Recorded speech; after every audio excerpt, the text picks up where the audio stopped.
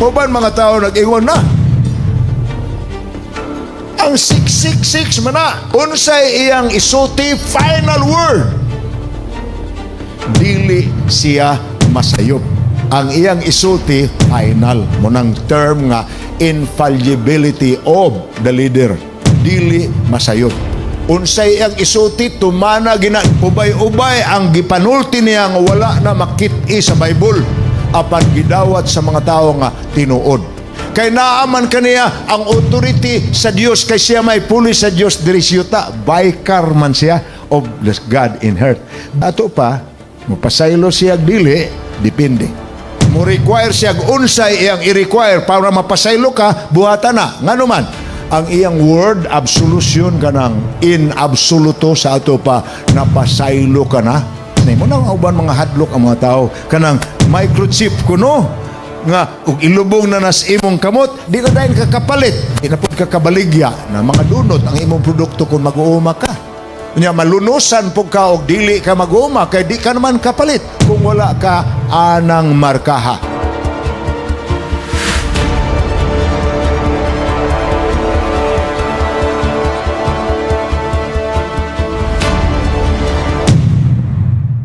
Ikag kaing mga tao maminaw unsa maginang marka sa mananap nga mapintas. Niyang uban mga tao nag-ingon na. Ang 666 man na. Ato na po ng review na hisgutan ko na ni partly sa milabayng mga gabi But the big question remains, is the mark of the beast a government identification number? Some years ago, sa senador pasad si Senator Ping Lacson na naman po siya ron subject for election kung muboto pang mga tao niya.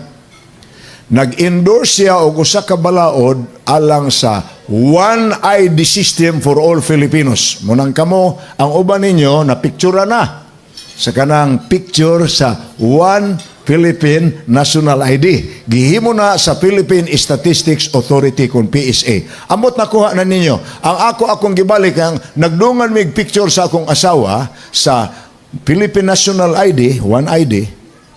Pero nakuha na niya iya. Ang card yun. Ang ako, ilar akong gibutangan, gitagaan ako nila sa kopya nga naa sa akong, nasuwat rin sa papel. Ang uban ninyo anak po tingali, but they say, ingon ana na ang hitsura sa imong ID pastor. Naana ni ron sa akong cellphone. Wa pa sa ako ang card yun. Apan ang uban na ingon pagsulti na, dili ta pa picture ana. Kung magpa-picture ta ana, ang 666 naman na. Rabing naghanag yung patuo-tuo inin 666. Oy, kulbaan ang mga tao inoy. Some years ago, panahon pa ni Marcos, doon ay program nga, give-free bitaw o distribute sa gobyerno ang mga fertilizer para sa mga farmers. Apan gi-organize ang mga farmers o usa ka cooperative nga ginganlan nilag FFF, ngang meaning Free Farmers Federation. Abot pila ninyo na hinumdum ana. I think that was during the 60s. Ang FFF, ingon sa ubang tao, di ta mo apil ana. Kay letter F is number 6 na sa alphabet. A, B, C, D, E, F. Unya, FFF, 666 na. Kuyawan ang mga tao. Muna na uban manawat sa fertilizer. Karoon na pong 3 years ago or 2 years ago. Bag-o na human. Since 1920 hangtod sa 1923, rather 2023, 2020 to 2023, nahitabo ang COVID. Unya, nagdeklarar ang World Health Organization aron mas safe ang mga tao modawata sa baksin. Ingo na po mga tao sa kalibutan, di taan ang baksin. Kaya ang 666 na ang marka na nga isuksok sa atong lawas, sa kamot o sa agtang may giingon sa Bible. Mga igsoon ako monsultihan. Pwedeng malibog ang mga tao, pwedeng mo speculate ang mga tao, pwede silang muhatag og kahulugan. Ang mga pangulo po sa relihiyon, isig binumbahay sila. Ang mga pangulo sa relihiyon, ingon, ang 666, kanang inyong pangulo. Kanang inyong pangulo, isig iyalag, tinulisukay. Hasta gana yung presidente sa Amerika. Si Ronald Wilson Reagan, matod pa nila, Ronald Wilson Reagan. Ronald is 6 letters. Wilson is 6 letter. Reagan is 6 letter. 666 na. Nya kay sila man duha banto sila ka dagko kay instrumento nga nagamit alang sa pag-approach sa Russia for the collapse of the USSR. Naghiusa ang Amerika ug ang Vatican. Munang ingon sila nga na 666 lagi gina sila. Brethren, I want to tell you, ang atong target karon ang pagsusta unsa may gisulti sa Biblia is the mark of the beast, the barcode on a can in a grocery market. Nawa mo pa ninyo mamalit ni ana mo sila. Ala, na nagani ingon ana makita ninyo 666 na. Napa? Ingon sila na pagmatngon mo sa mga ID nga inyong madawat anang inyong mga ATM, credit cards, kay basig na adiha. Kay naamang po'y gipalakaw nga istorya. Nga nagyoy kalihukan sa kalibutan ron nga eventually di na mo mudag ID, di na mo magdag pitaka, apan musod mog tindahan, maditik na mo kay naay gilubong sa inyong kamot nga microchip. Mao ba na ang mark of the beast? As I have told you, we will have to ask the Bible. Apan sa dili pata mo isgot sa marka sa mananap nga mapintas. Ang ato ang ngayon i-identify usa kinsa maning mananap nga mapintas. Who is the beast? Ano siya ha? Is the beast a person? Ronald Wilson Reagan. Ang ubang mga religious organization ingon sila si Felix Isagon Vencedor, gikinat sila nila ang manalo kay aron mahaom lang yun.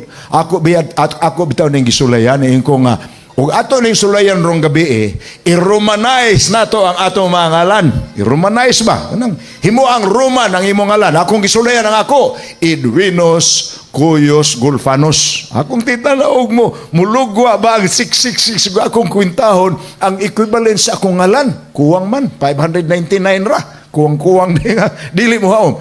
Apan, chances are, if we use that kind of method nga ang mga ngalan kwintahon sumala sa Roman numerals, there are possibilities that 1, 2, or 3, or even more from even our little group tonight can possibly have a total equivalent of 666 sa imong ngalan.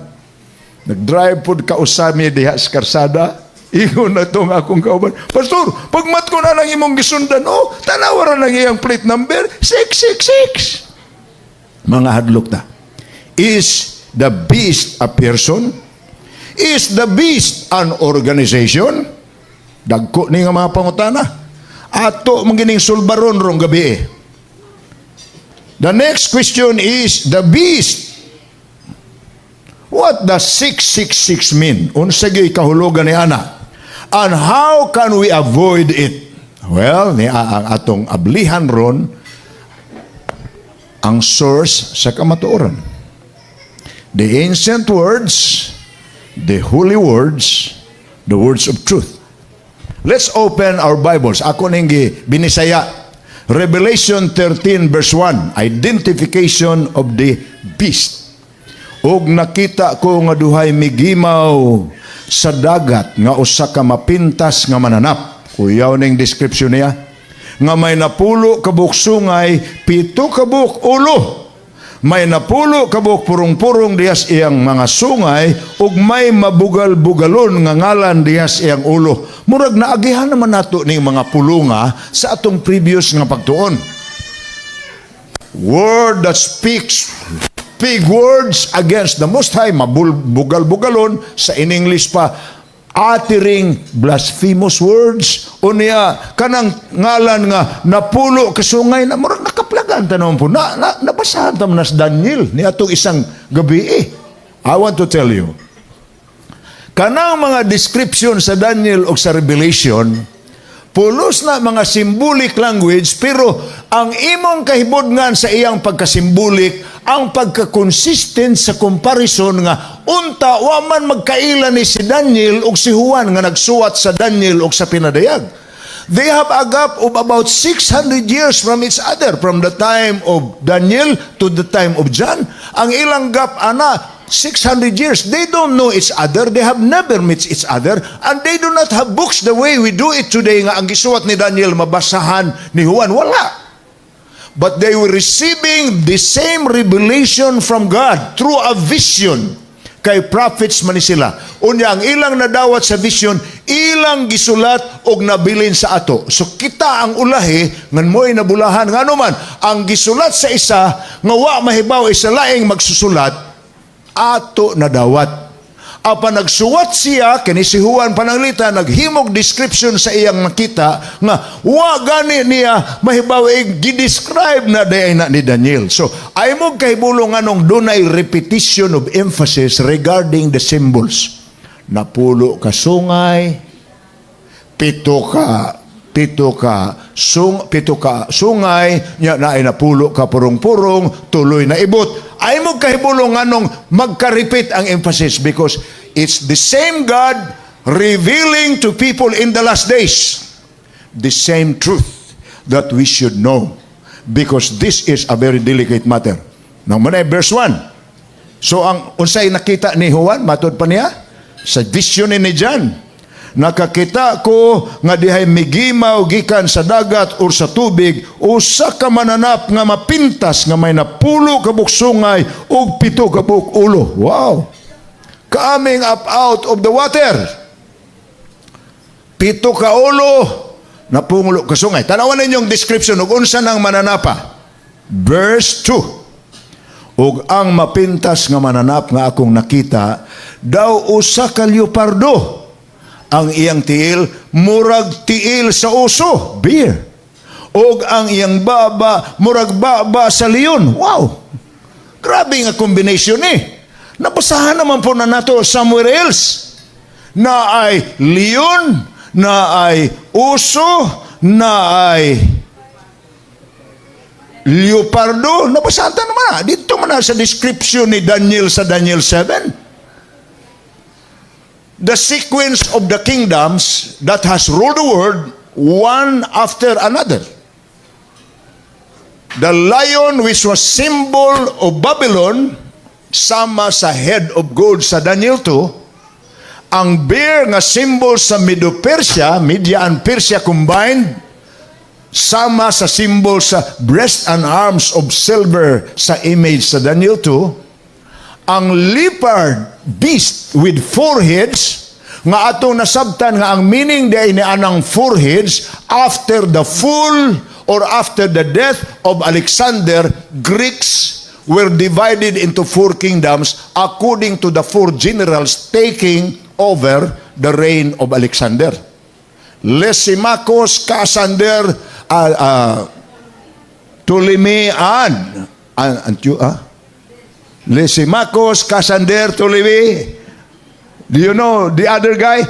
Ang upat ka general mo day, meaning sa Greece mo nang nahibong tanga ang Greece bronze diri sa hawak sa Daniel 2 apan 8 ka ulo apan ang pako leon og ang leopardo ang meaning ana swift kaayo ang ilang pagconquer, meaning kusog ang ilang lupad, ang ilang pagpildi sa mga neighboring countries, neighboring kingdoms, dali ra. Apan ang ikaupat nga beast na hibaw ta kadtong longest reigning empire sa Daniel 2 nga paa nga puthaw ug bitiis nga puthaw.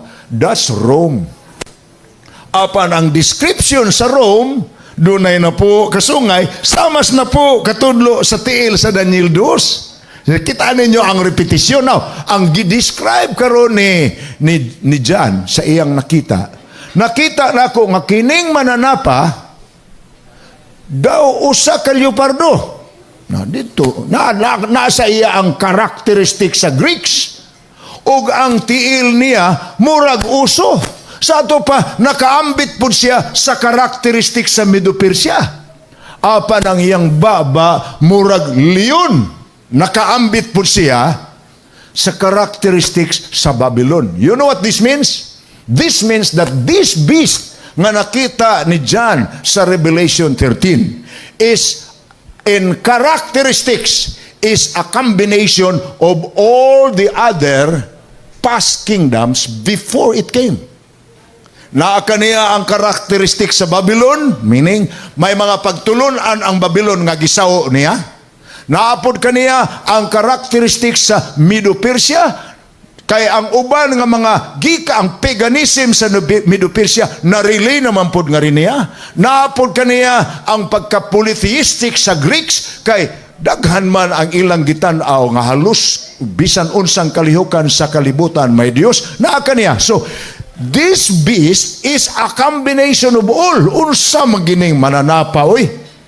But, nihara ang atong pagtuon. Unsa may kahulugan sa tubig, diin migimaw ang mananap nga mapintas. Ang iyang kahulugan, Revelation 17:15. Og siya maingon kanako, ang imong nakita nga mga tubig, diin naglingkod ang dautan nga babae. Katong Babylon na pod, nga itong gisgutan the other night. Kini sila mao ang mga tao ug ang mga panon sa mga kanasuran ug ang mga pinulungan. The other night, I was telling you, when the prophecy talks about winds, hangin, ang iyang kahulugan ni ana, destruction. Whether natural calamity or man-made destruction. Meaning, whether earthquake, typhoons, or hurricanes, or floods, monay natural disasters, or destruction by man-made disasters, samas mga bombs. So ang meaning sa winds, destruction, disaster. Apan ang meaning sa waters, kung gamito na nagpropesya, group of people, a densely populated area. Sa ato pa, dapit sa kalibutan nga daghan kaayog tawan. I want to tell you, ang application yun niini is what we now call in our present terminology as the old world. In our history. Unsa may old world sa inyong nahibawan? Europe. Ang Europa, kay dihaman sa Europa ang sibilisasyon nga milukop sa kalibutan. Europeans ba ang nagdiskubre the rest of the world? Europeans ang nagdiskubre sa Amerika, Amerigos Vespucci and Christopher Columbus. Europeans ba ang nagkolonize sa daghang mga nasod sa Africa, sama Sierra Leone, sama Cameroon, nga mga French colonies. Europeans ba ang nagkolonize sa ubang mga nasod, sama Canada, nga French ang niadto dito. Europeans ba ang nagdala sa civilization nga ri sa Asia, sama nila ni Magellan nga Portugal, Portuguese apan Espanyol. Sila'y nag-colonize diri sa Asia. So inyong makita mga igsoon nga ang meaning ni anang kanasura tubig, dagat, diin migimaw ang mananap is center of civilization. That's Europe. Ang sentro sa daghang mga tao sa karaang panahon. That's Europe. Full of people. Muna ang atong world history, mahibong ka, man kayo ni maghisgot sa ubang mga bahin sa kalibutan. Ang hisgutan, ang Europe man. Why? Because civilization all the way goes back to the old world. The other words, such as the advancing words today, nga dili nila matawag og old world, ang new world. Unsa may new world? The developing countries such as the Americas or the rest of other highly urbanized or industrialized countries in the world. Ang dili makategorize sa old world, which is Europe, o dili maapil sa new world nga mao ang advanced countries sama sa Amerika o uban pa nga lugwa sa Europa, gitawag na nila third world countries. Apan ang term nga third world, ang iyahag yung meaning dili lamang kay wa maapil sa old o sa new, kundili pobre nga mga nasod. Apil ta. Naapil man ta sa third world countries. Apil ang mga nasod sa Haiti, kanang ubang mga lugar nga matawag tag underdeveloped. Munay gingalag. But the point is this. Biblical ang description nga didto muguwa ang mananap nga mapintas sa sentro sa daghang tao, Europe. Okay, atong tanawon ni. Unya, ang iyang kinaiya sa akong gidescribe sa inyo, combination. Na siya pagkaliyon, may pagka Babylonia siya, pagtulunan, idolatros. Na siya pagka-bear, na siya pagka-leopardo, sa leopard, Greece, o na siya pagka-fourth beast, ang dragon, nga walay description. Apan sa Daniel 7 verse 23, nag-ingon diri, thus, the fourth beast shall be a fourth kingdom of earth. Munang nahibaw ta nga Rome ang fourth beast. Now, the beast in this prophecy represents a political or religious power. Usa ka gahom nga dako kaayo ang iyang influensya.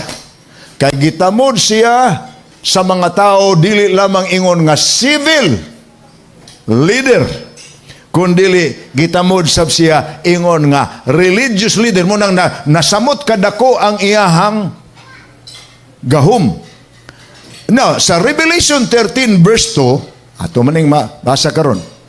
Dunay ginganlan diha nga usa ka dragon. Kanang maong dragon, sumala sa Revelation 13 verse 2, gihatag niya ang iyang gahom diri siyuta ngadto ni ining beast. Sa ato pa, ang beast, kung ma-identify nato siya, the dragon turned over his power to this beast in order for him to be effective in ruling the world. Wow! So it's a borrowed power from the dragon to the beast. Na atong basahon ning sunod na ato naman ning gisgutan gagani ba mo na ang mga kingdoms. Unya kana nga dragon.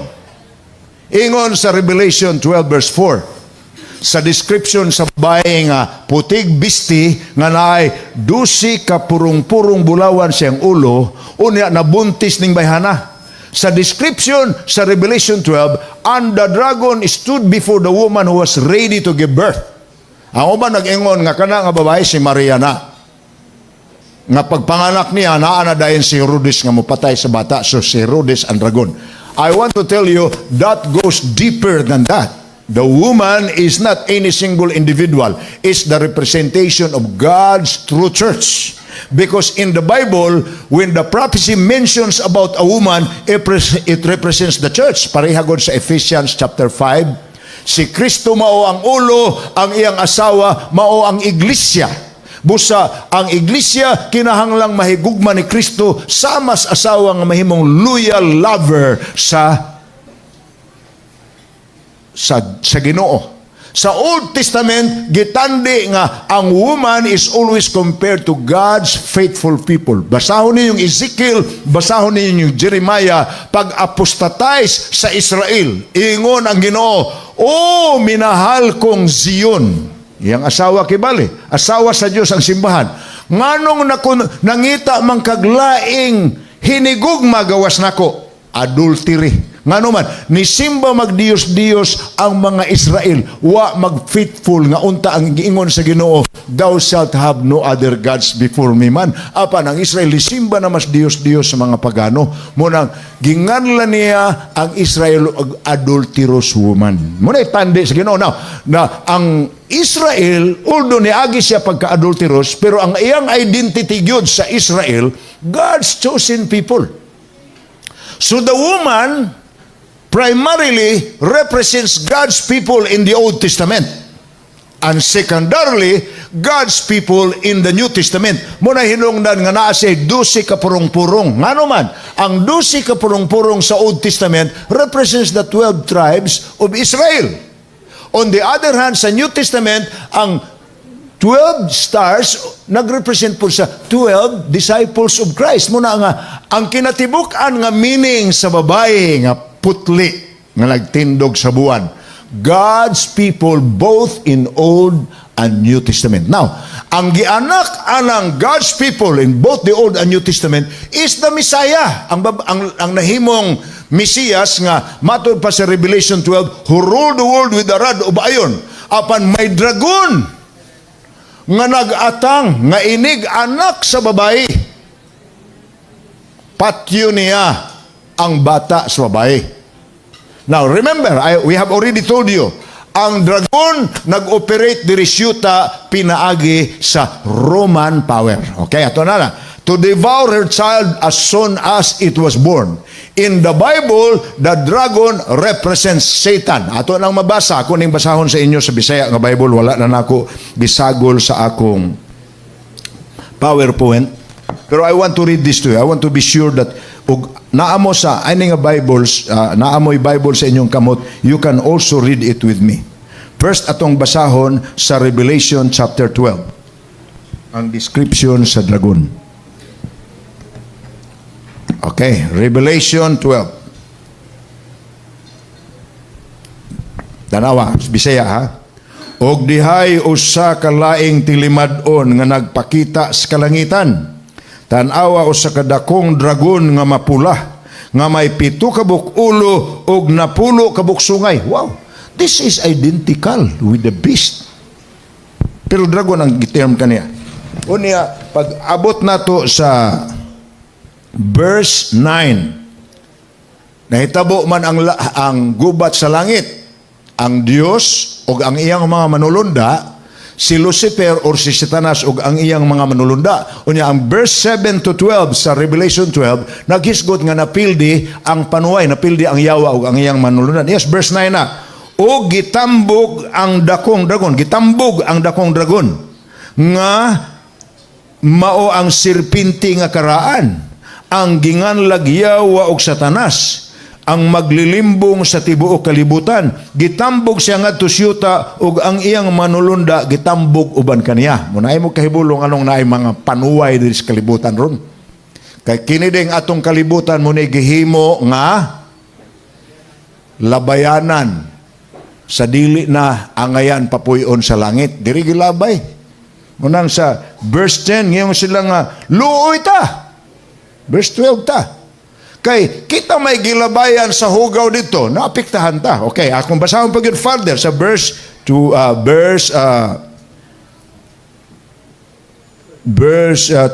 sa Revelation chapter 13. Ug ang mapintas nga nanap nga akong nakita daw usa ka leopardo, iyang mga tiil murag tiil sa uso, yang baba murag baba sa leon, ug kaniya gihatag sa dragon. Paminawang verse 2. Og kaniya gihatag sa dragon ang iyang gahom og ang iyang trono og ang iyang pagbulutan. Now, that's a very revealing text. The dragon is Satan. The powerful angel that rebelled against God in heaven, who fought with the angels of God. Apan napildi gilabay diri siyuta. Pag abot diri siyuta, sa nagdagan ang kasaysayan, ingon ang yawa, dili ko mo pakita sa mga tao. Kung pakita ang yawa sa mga tao, mahadlok ta. Laksot mo siya. Apan mo gamit ko gahom, nga maoy magsilbing representante nako ug mapahilayo sa katawhan gikas ka matuoran.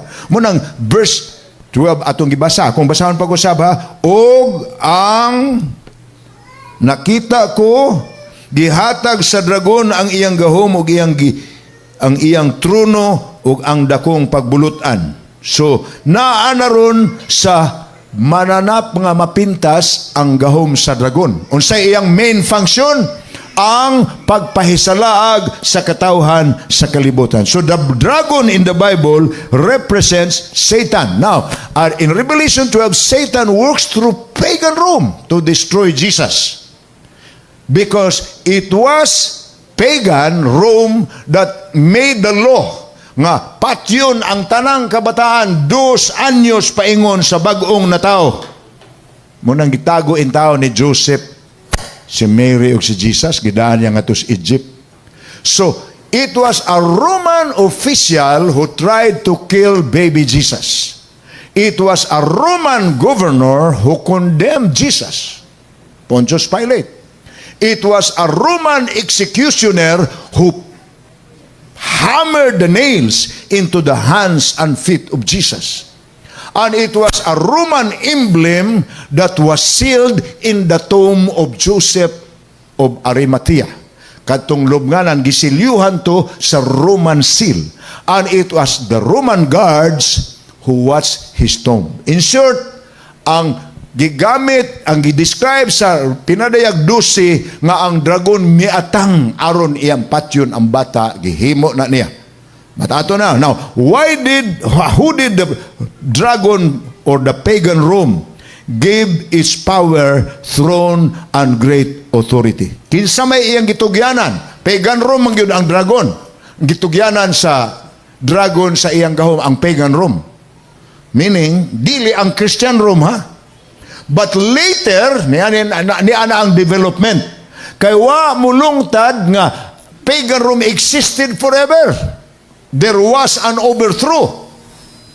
Atong panahon na ang mga sources, dili na sa Bible, kundi ang mga history books na. Professor of History, University of Rome, LaBianca. Ingon pa niya, to the succession of the Caesars came the succession of the pontiffs of Rome. Sa may buti, ipasan mo ana. When Constantine left Rome, he gave his seat to the pontiff. Gabi, ato man lang gibasa. Ni atong about 476, si Emperor Romulus Augustulus. Di na niya makaya ang barbaric tribes, ang katong 10 kingdoms bitaw. Ang barbaric tribes di niya makaya. So ni-abdicate siya, ning-resign siya sa ang pagka-emperor.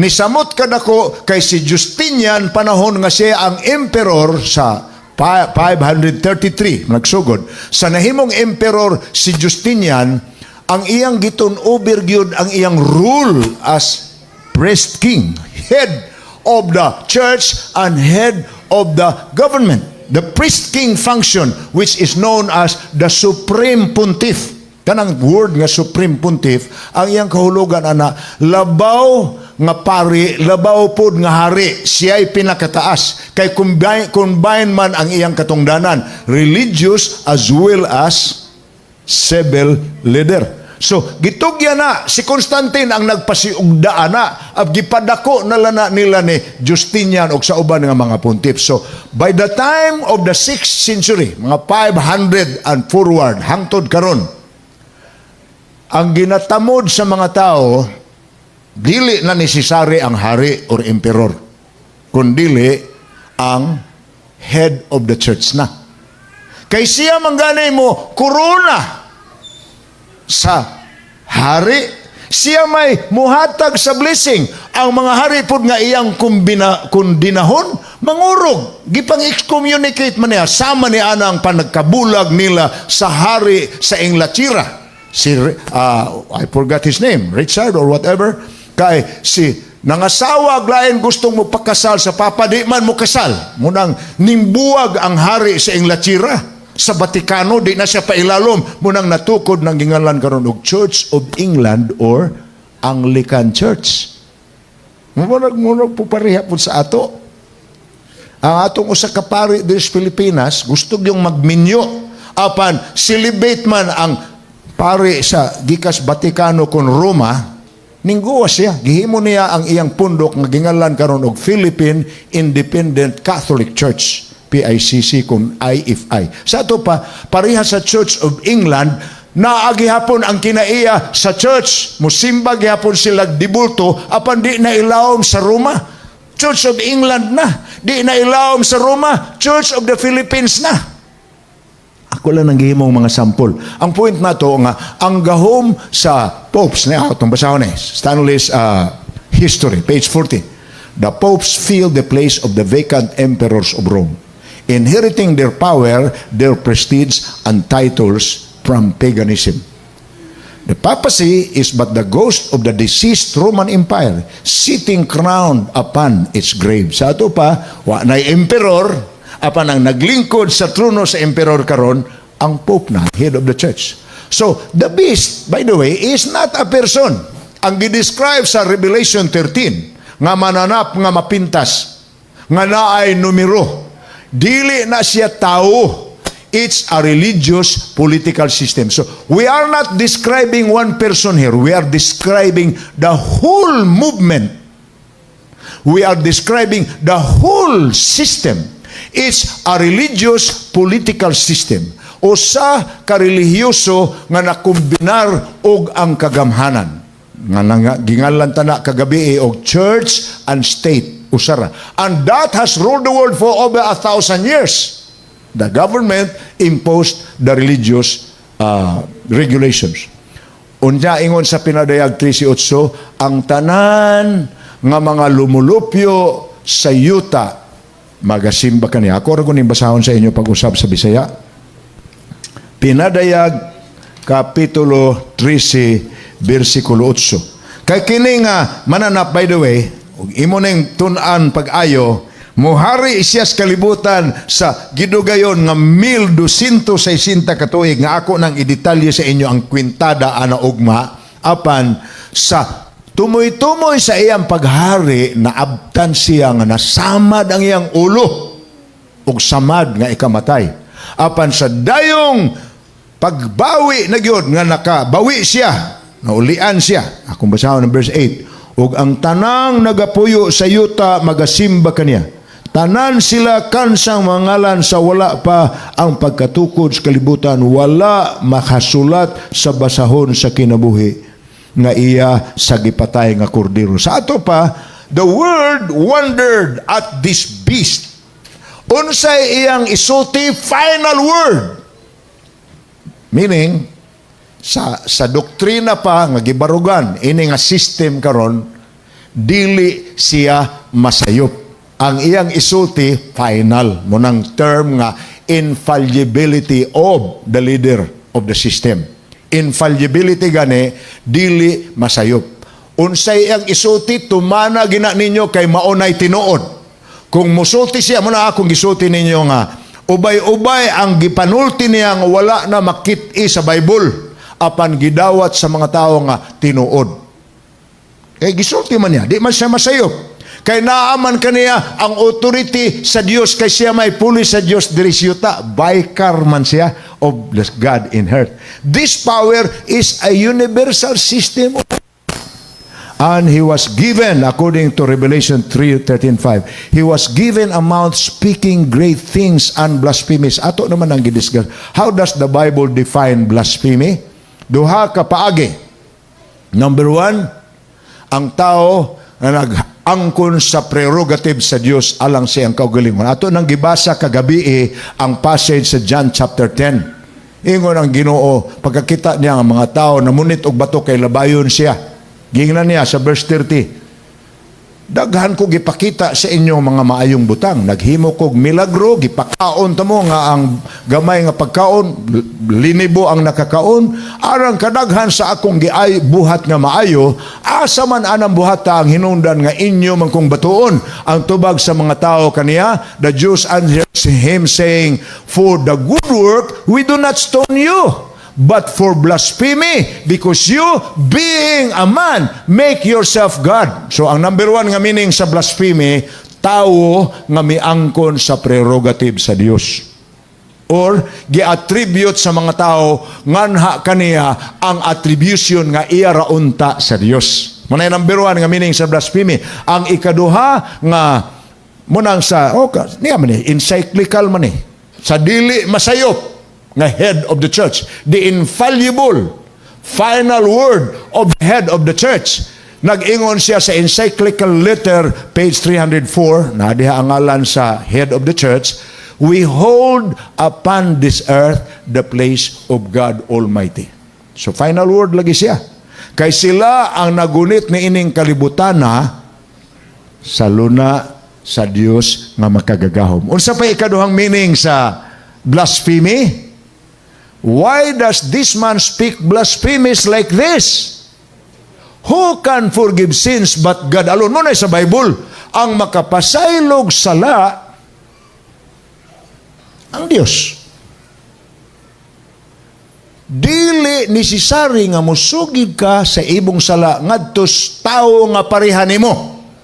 Makasasala pod. God Himself is batod pa nila sa libro, Dignity and Duties of the Priest. Kunay page, volume 12, page 12, page 2. Daghan man ning libro. Nangutlo lang ta sa, at least, nag-support sa giingon sa Bible. God Himself is obliged to abide by the judgment of His priest, and either not to pardon or to pardon, according as they refuse or give absolution. The sentence of the priest precedes, and God subscribe to it. Sa ato pa, mapasaylo siya dili, depende.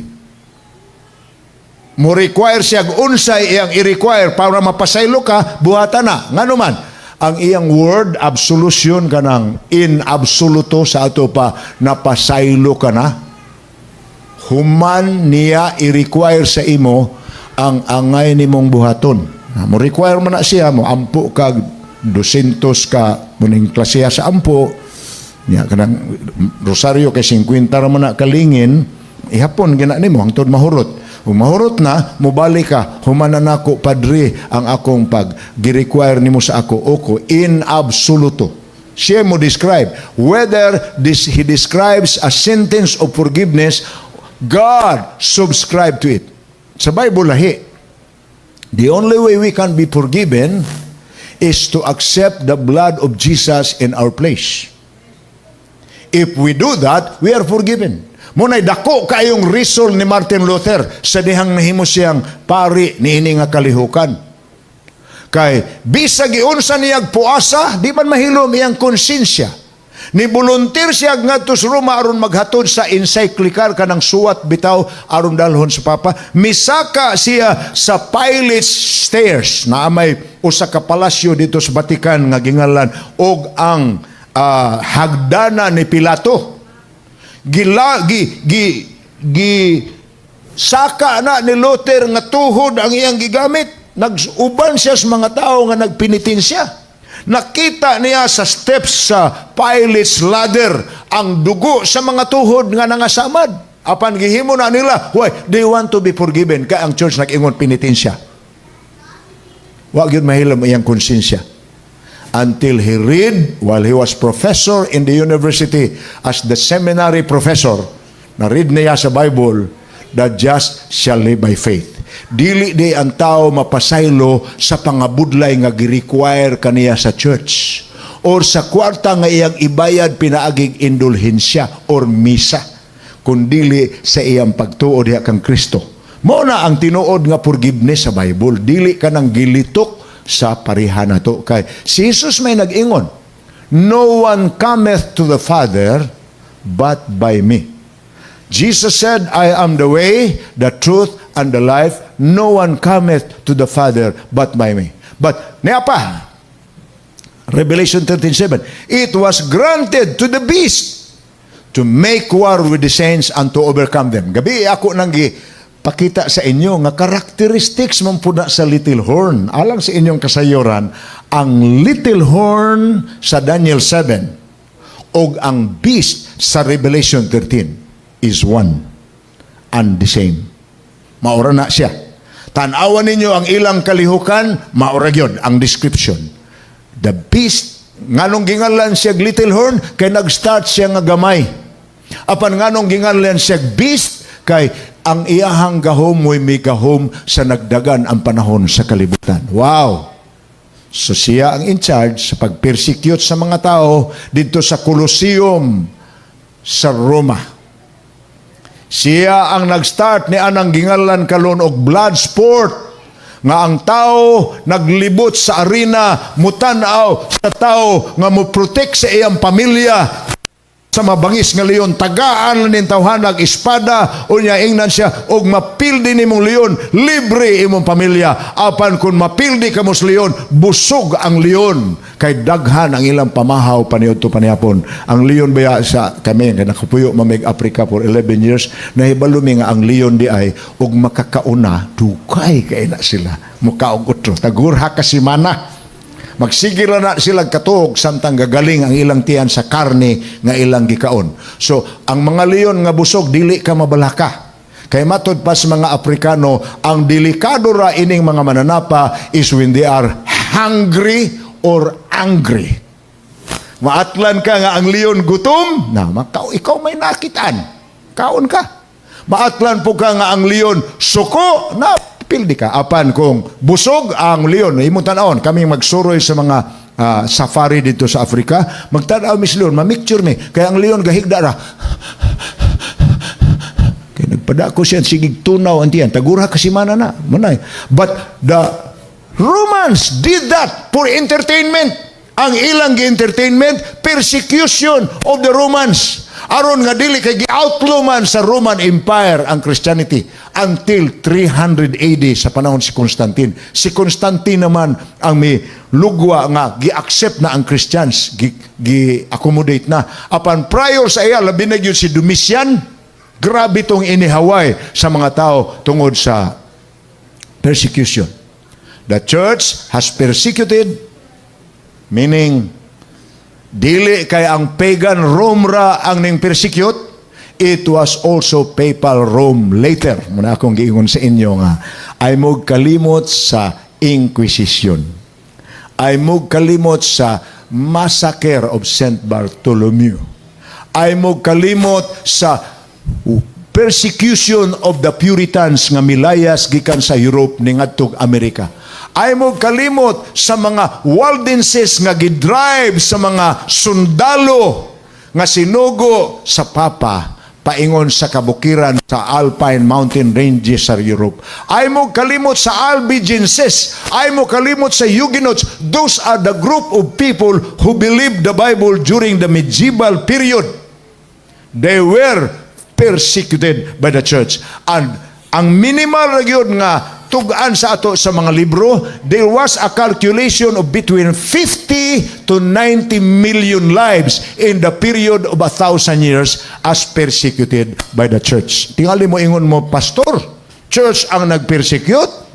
Dili na tinuod, pastor, walay iyas Ginoo nga mo persecute sa iyas Ginoo. Kitay mo ingon. Biblia atong patuganon. Juan 16:2. Biblia atong patunganon, ha? Juan 16, versikulo 2. Kamo ilang palagputon gawas sa mga sinaguga, sapagkat tinuod ang panahon mo abot na nga ang magapatay kaninyo magadahum nga nagahimo siyag masimbahong pag-alagad sa Dios.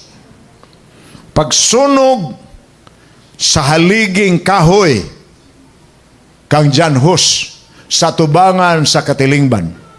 Pagsunog sa haliging kahoy kang William Tyndale, ang mihubad sa Latin Vulgate nga Bible ngadto sa in English, si William Tyndale. Gisunog man sila sa tubangan sa Katilingban. Ang mga batsahon sa history nagtugaan kanato nga ang gigamit sa nagduslit sa kahoy sa ilalom sa pusti nga gihiktan kanila, ang gigamit ang krusipiho nga gihumol sa lana. Sa giingon sa Bible, sapagkat tinuod moabot ang panahon nga ang magapatay kaninyo nagahimo og masimbahong pag-alagad sa Dios. It happened. That's what happened in persecution. You read the history of the massacre in St. Bartholomew. You can read that in encyclopedia, you can read that in Wikipedia, you can research that in Google. Inyong makita, lingganay sa simbahan. Alas 12 gabi, ang misa sa adlaw nag-ingon pagkadungog ninyo sa lingganay sa bell anang gabi, panlusad mo sa inyong balay, dalha inyong mga espada o pangihawa ninyo kining mga French Protestants gingan lag Huguenots. And there were thousands of people slaughtered that evening whose blood flowed in the streets of France. Sampula na mga igsoon na ngilad mang ginisgutan. Abi ninyo, ang ubang mga tao maingon dili man na tinuod. Parehara na sa ubang tao maingon Holocaust did not happen. Holocaust really happened. Persecution really happened during the medieval period. Munang Inquisition. Grabing inihaway na. Millions. The church may by divine right confiscate property of heretics. Inquisition na. Ang husgado na. Imprison their persons and condemn them to the flames. Ug naay chance. Ug makitaan ba ninyo? Kaya nag-recommend man kog mga documents nga pwede ninyo tan-awon by yourselves sa inyong mga balay. If you can type sa Google the movie entitled A Flame in the Wind, that's a very documentary story regarding the persecution done by the Inquisition to the existing Christians during the medieval period. Ang title, A Flame in the Wind, is a story of is a Spanish persecution by the Inquisition. A Flame in the Wind. Some of you may be writing that, kay inyo tingalin ng maukay. The church, by divine right, may confiscate property of heretics mo na Inquisition. Ang dato, mawada ang propriedad. Imprison their persons, condemn them to the flames. Revelation 13:5, and he was given a mouth speaking great things and blasphemies. And he was given authority to continue for 42 months. Ug mas gabiin ako na isgutan sa inyo. 42 months. Ang iyang kahulugan, 1,260 years. Because the Bible says, a day for a year. Muna iyang interpretation sa prophecy. Kanus ang nagsugod ang iyang reign sa beast? 538 AD. Sa dihang si Justinian, finally, sa dihang naibot ang tulo ka mga last Arian kingdoms. Giton over ni Justinian ang iyang pagka-supreme pontiff ngadto sa Bishop of Rome ug giingnan niya sukad karon ang final word ang head of the church. 538 AD na.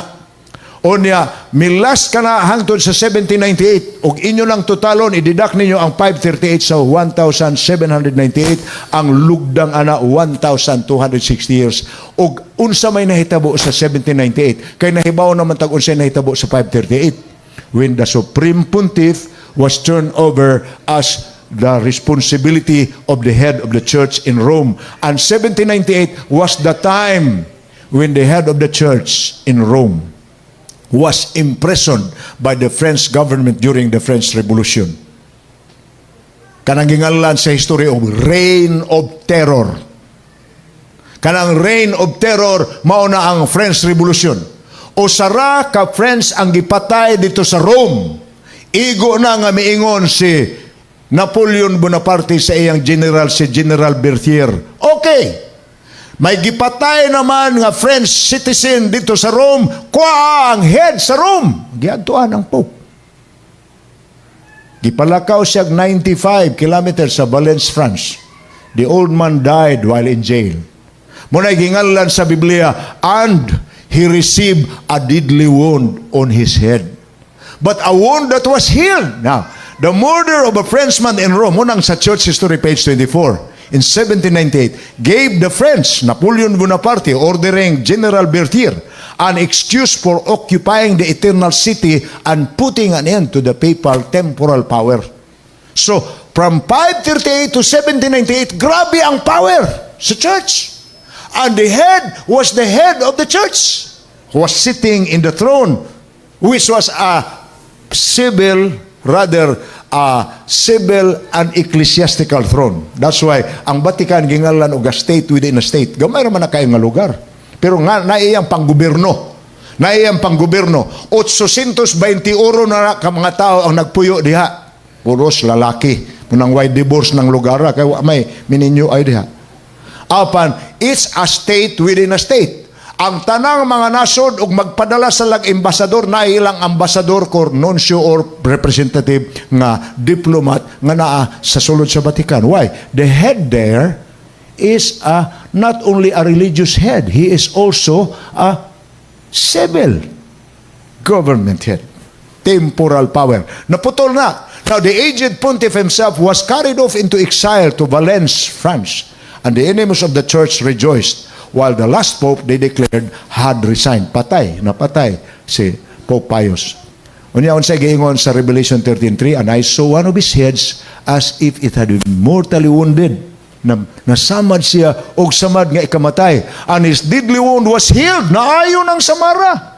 And all the world marveled and followed the beast. Sa ato pa, ang iyang temporary nga pagkasamad, nawadaan siya temporary nga gahumhuman sa French Revolution, apanauli ra. Sa dihang si Cardinal Gaspari o si Benito Mussolini, the Premier of Italy, made a historic Roman pact. Unsa man ang historic Roman pact? Kini sa newspaper na ni. Kadto nga San Francisco Chronicle nag-ingon, the Roman question tonight was a thing of the past and the Vatican was at peace with Italy. In affixing the autographs to the memorable document healing the wound, extreme cordiality was displayed on both sides. You see, ang gigamit sa journalist ang term sa Revelation. Ang samad nga ikapatay naayo. Apan human maayo ang samad nga ikapatay, unya nibalik sa pwesto ang head of the church, he became more powerful. On the world wondered mo nang sa verse 8. Akong basahon sa inyo sa verse 8. Pag-usab ha. Nahuman ang iyang samad nga ikamatay. Revelation 13 verse 8. Unsay nahitabo? 13 verse 8. I read that again. I read that a while ago, but I'll do that now. Og ang tanang nagpuyo sa yuta, nagsimba kaniya. Tanan sila kansang mga ngalan. Kaya ang iyang samad nga ikamatay na ulian. Apan pagkauli siyang samad, mas popular siya kaysa kaniadto. Paniya pag nindot. Ato na ning nahisgutan, partly sa milabay gabi. Niya ni ini ang kaalam. Kinahanglan ang tao makabasa ni ini, makamaupong mo calculate. Revelation 13 verse 18 na. Kinahanglan siya makahibaw og unsay numero sa beast. Apan, kana nga number sa man o sa katao. And his number is 666. 666, dili na mark of the beast. Number of the man who leads the beast system. Do you get the point? Dakog kalainan. So 666 is not the mark of the beast. It's the number of the man who leads the beast religious system. I hope that's understood. Ang number sa Diyos 7, apan ang number sa Yawa 6. 7. Here is wisdom. Let him who has understanding calculate the number of the beast. For it is the number of a man. His number is 666. Ako na ning ipakita sa inyo. The official title of the papacy is sa Latin nga pinulungan, kay mumanggina kay Latin magyud kining nahimong paparon, dili naman na siya Latin, kay taga Argentina naman na, very rare na nga mahitabo. Galing sila ingon nga basin ang mapuli dili na pod Latino, dili na pod taga-asa, basing Pilipino na pod. What a kahibaw, because they are watching for what is happening now. The official title of the head of the church is Vicarius Filii, which means Vicar of the Son of God. Ug diha nato kuha ang kwintada sa 666. Dili na lang na nako usbon kung man nagisgutan sa inyo. Vicarius Filii has a total of 666. But ingon sa Revelation 13:16, he causes both small and great, rich and poor, free and slave, to receive a mark on the right hand and on their foreheads, and that no one may buy or sell except one who has the mark or the name of the beast or the number of his name. Unang uban mga hadlok ang mga tao, kanang microchip kuno, nga ug ilubong na nas imong kamot, di na dayon kakapalit, di na pud kakabaligya na mga dunot ang imong produkto kung mag-uuma ka. Unya malunusan po ka og dili ka mag-uma kay di ka naman kapalit kung wala ka anang markaha. Those are figures of speech, but they are parts of the prophecy that remains to be fulfilled, and we believe they will be eventually fulfilled when there will be an international economic sabotage that those who do not worship the beast will eventually be subject to persecution, just like what happened in the medieval period. Nahitabo na kaniadto, it can happen again. Kay dunay pinulungan sa English nga nag-ingon, history repeats itself. Wow. Okay? To understand the mark of the beast, we must first understand God's sign or seal or mark. Duha man ni sila kabuok. Ang Diyos doon na iyang silyo, ang beast doon na iyang marka. Ako na po nang naisgutan sa inyo partly, but I'm not going to repeat the emphasis again. The seal of God is the call to worship the Creator. He cried with a loud voice to the four angels to whom it was granted to harm the earth and the sea, saying, do not harm the earth. Revelation 7 verse 3 na.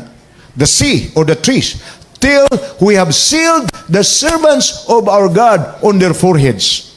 Sama nga ang marka sa mananap anhapod sa agtang, ang silyo sa Dios anhapod sa agtang. Unsa akong sa akong giisgutan sa inyo, ayaw mo paghuna-huna nga ang kahulugan ini dunay manulunda nga nagunit og puthaw nga gibaga sa niya. Unya sa nabaga na moadto siya sa mga tao kay iyang silyuhan ang iyas Ginoo aron mo uros-uros ng imong agtang kana ang silyo sa Dios sa imong agtang. Or ang silyo sa yawa sa agtang og sa kamot, dili na mao. These are all symbols, figures of speech. The hand represents loyalty. You obey what the power asks you to do because you are His servant, you are His believer. an agtang imo ng allegiance nga magkinaunsa pa ang mahitabo siya gyoy masunod ug diha nimo makuha kanang pinulungan nga mo manay akong namatan, munay akong pakamatyan. Ang meaning ana, di na ninyo mausab akong hunahuna. Ay mo hunahuna nga kung muwali mo, kung mo lecture mo, mausab pa mi. Meaning ana, you receive the mark in your forehead. Naglakra na sa imong utok. Igsoon, lisod ba yan yung mangandak ta? Kaya kung mangandak ta, na, Ginoo na minaw ba yan? Ang akong point mauni, don't ever say, nga unsa imong namatan mo imong pakamatyan, delikado mong guna. Kung namatauroy ka, nagdilaab na inyong balay, na higda na lang ka, kaya mo mani ako namata, nagdilaab na, sige na lang. Di na mahoy. It's common sense. You have to obey the word of God. In Revelation 18 verse 4, come out of her, my people. Come out of what? Come out of Babylon. Come out of religious confusion. Come out of the system of the beast. In the Bible, a sign or seal represents, ako na, di ko na usbon. But, ang silyo doon ay tulo ka element. The name of the authority owning that seal, his title, and his territory.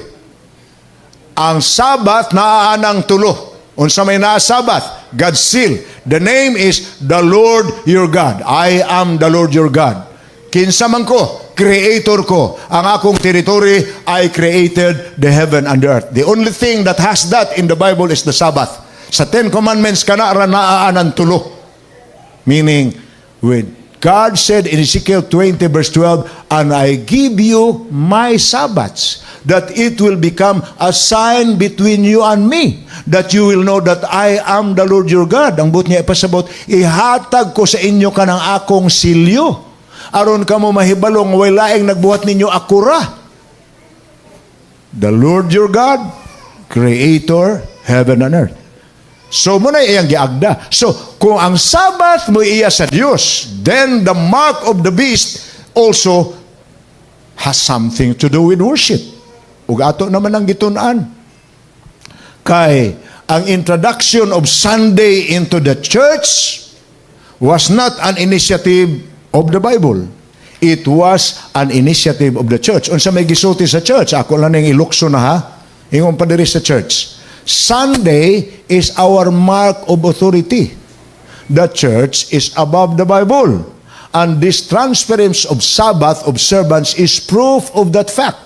Kay, abi ninyo, ang ubang tao mo ingon, mga suko sa ilang, unsa man ang sabadista, oy, or unsa pa ng ubang, nganong ilang magitang, sige, gisgot, sige, wag kita nagdaot.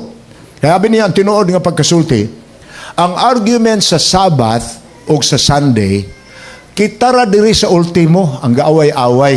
Ang atong leader sitod na. Akong gipakita sa inyo katong libro gabi nga didto suwata sa Pontifical Gregorian University.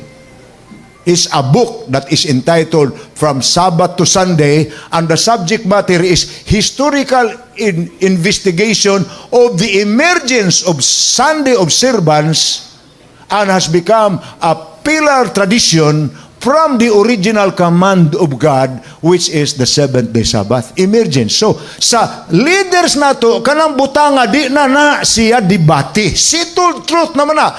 Giangko naman na sa leadership. Kami nag-usab. Gani kanang among pag-usab, muna ilhanan nga kami ang naay otoridad. Nga naman, nami authority. Kaya ang among gisugo, gibantayan ninyo nga nag-angkon mamo nga naamoy nagsuwad nos Biblia. Sunday is our mark. The church is above the Bible, and the transference of Sabbath observance is proof of that fact. Perhaps the boldest thing, the most revolutionary change the church ever did happen in the first century is the change. Kay 321 man na sa panahon ni Constantine sa Council of Nicaea. The holy day, the Sabbath, was changed from Saturday to Sunday. Not from any directions noted in scriptures, but from the church sense of its own power. People who think that scripture should be the sole authority should logically become Seventh-day Adventist and keep Saturday holy. Dili ni Adventista nga libro, St. Catherine Catholic Manual na sa Church Centennial, May 21, 1995. Ang ilang bot pasabot, sige mong insister nga Biblia yun, na, ug magbiblia yun mo, dili mo pabilin ang anang sugo nga kami nagpasiugda. Kaya karon Domingo nga inyong ibantayan, kami may nagpasiugdaan na. Ang sa Biblia yun, ang sabaduman. O gusto yun mo balik sa Biblia, napagsabadis na mo. I mean, sorry mga igsoon nga, I'm trying to quote it, elaborate it, as it is written in these books. These are not our books. In the future, the issue of loyalty will center around worship. Mao man gini ang pinakasentro. O ang worship duhara, Diyos ba? Kaaway ba sa Diyos? Nahibaw na ta, naay kaaway ang Diyos. Yawa. Apan ang yawa, wa mo operate siyuta. Nag-operate siya pinaagi sa usa ka movement nga mulukop sa kalibutan as prophesied in Daniel and Revelation. In the days of Noah, God invited his people to take a stand. In the days of Daniel, God invited his people to take a stand. In the days of Jesus, God invited his people to take a stand. In the days of the early Christianity, God invited his people to take a stand. In the dark ages, God invited his people to take a stand. In the last days, God invites his people to take a stand. It's you. It's me. Mabarog ka ba sa kamatuoran? Or dili ba nimo dawaton? Tinud-on ba nimo ang imong giingon, mo man ay akong namatan, mo na akong pakamatyan? Dili gyud ko mo igsoon mo, ako I do not condemn our having been a Catholic country. I am happy about that. You know why? Every time mamlandong ko nganong na only Christian country in the world, in Asia, ang Philippines, tungod na kay Roman Catholics ang nag-Christianize nato. Spain.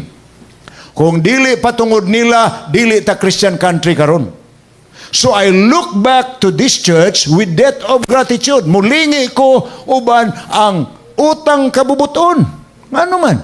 Kawa pa ta makatolicize. Wa ta ma-Christianize. O wa ta ma-Christianize, wa ta kadawat sa Bible. But God's revelation of truth is progressive. Gida sa ato ang Christianity, unfortunately, ang nagdaag Christianity, wa mag-convert sa mga tao by the preaching of the word.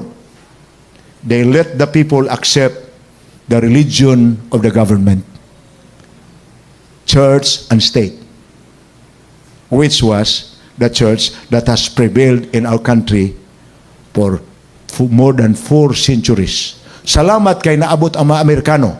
Gidrive out nila ang mga Spaniards sa 1898. Pagsuod sa mga Amerikano, for the first time, nisod ang Biblia sa pinulungan sa mga tao.